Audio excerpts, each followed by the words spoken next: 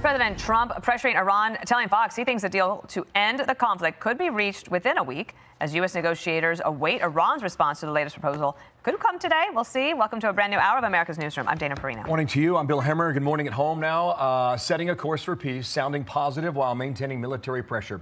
To try and keep the talks moving in the right direction, you got a U.S. fighter jet yesterday opening fire on an Iranian tanker trying to breach the naval blockade. It did not work, and that huge ship was stopped in its tracks at sea. Meanwhile, the president remains laser focused on Iran's nuclear program, making that very clear yesterday at the White House. This is very simple. Iran cannot have a nuclear weapon because as tough as they are, we want to keep them alive. We want to keep all of you alive. Iran cannot have a nuclear weapon, and they won't.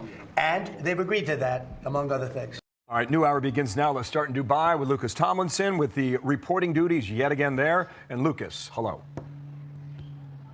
Good morning, Bill. If that Iranian tanker had been full of oil, there would have been no rudder to take out because it would have been below the waterline. It's the first time in history an F-18 Super Hornet has taken out a tanker going to guns to do it. And U.S. Central Command out with a statement about the incident saying, quote, American forces issued multiple warnings and informed the Iranian-flagged vessel it was in violation of the U.S. blockade. After Hazan, that's what the ship was called, crew failed to comply with repeated warnings. U.S. forces disabled the tanker's rudder. Hazan is no longer transiting to Iran. So the F-18 went to guns, raking this blockade. There are 3 squadrons of Rhinos, as Super Hornets are also called, aboard Lincoln. Top Hatters, Black Aces, and Vigilantes. While top U.S. officials insist the ceasefire is holding, recall General Kane saying Tuesday, U.S. forces have come under attack more than 10 times in the past month. One day after Project Freedom was announced, before scrapped, Iran fired a missile at a French-owned ship transiting the Strait of Hormuz after the French sent its only aircraft carrier through the Suez Canal into the Red Sea. So as we await Iran's response to the American proposal to have Iran scrap its nuclear program, hand over all of its enriched uranium, and open the Strait of Hormuz, it appears China wants a piece of the negotiations, hosting Iran's foreign minister 1 week before President Trump heads to Beijing.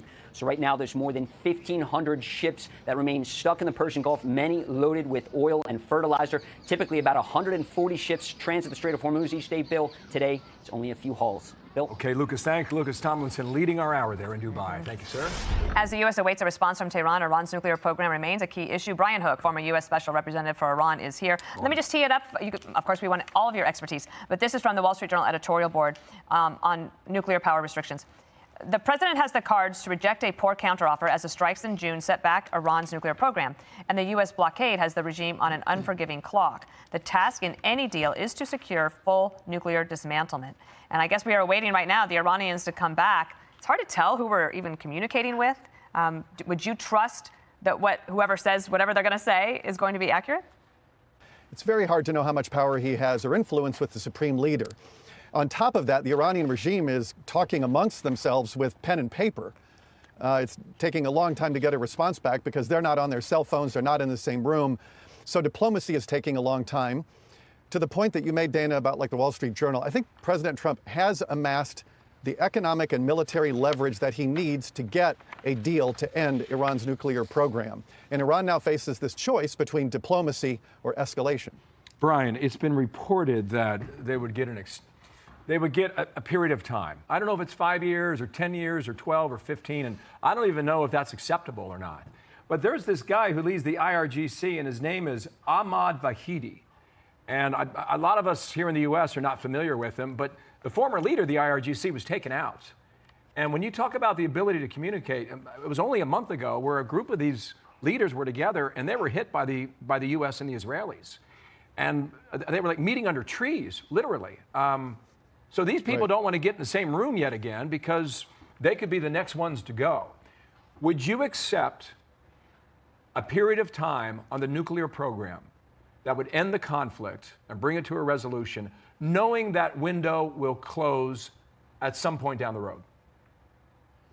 I think what you could have is a period of time program and its missile program.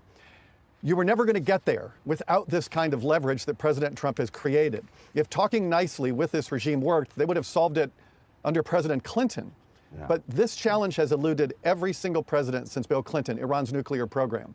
So I think the president is in a great position with this naval blockade. Iran is facing an economic cliff right now.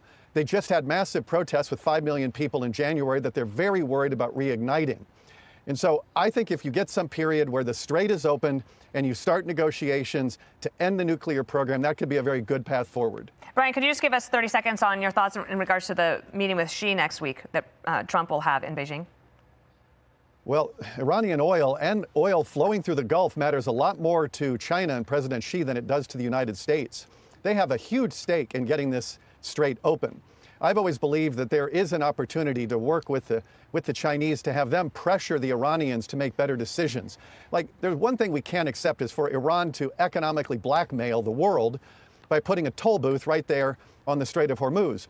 They would be making, if they charged $1 million a tanker, they'd be making $140 million a day. And so that's not in the interest of China or anybody in the world. I think with this summit coming up, there's an opportunity to maybe engage China in the direction of helping to end this. What's interesting about that, Brian, is that China's going to say it's not our war, but it is our oil. Yeah. And it has to be resolved. Thanks for coming back. It's great to get Love your seeing you. perspective. Yeah. Brian Hook. Okay. Thank Of May 7, 2026, the primary focus remains on the escalating diplomatic situation with Iran and a burgeoning public health concern regarding hantavirus. National and international security, Iran negotiations. Following recent strikes on Iranian nuclear facilities, President Trump has indicated that a potential deal may be coming together. The U.S. has established safe travel lanes through the Strait of Hormuz, though tensions remain high as the Project Freedom operation is currently on pause to allow for talks. Supreme Court updates. Chief Justice John Roberts and Justice Neil Gorsuch have made recent public statements. Gorsuch is highlighting a decline in civic literacy in his new book, while Roberts addressed public misunderstandings regarding the court's internal operations. Health alerts. Hantavirus outbreak. Experts are closely monitoring a hantavirus outbreak linked to a cruise ship. While some patients have been evacuated, health officials are emphasizing that this is not the next COVID, though they are racing to track passengers who recently disembarked. Measles increase. Local reports, particularly from Fox 10 Phoenix,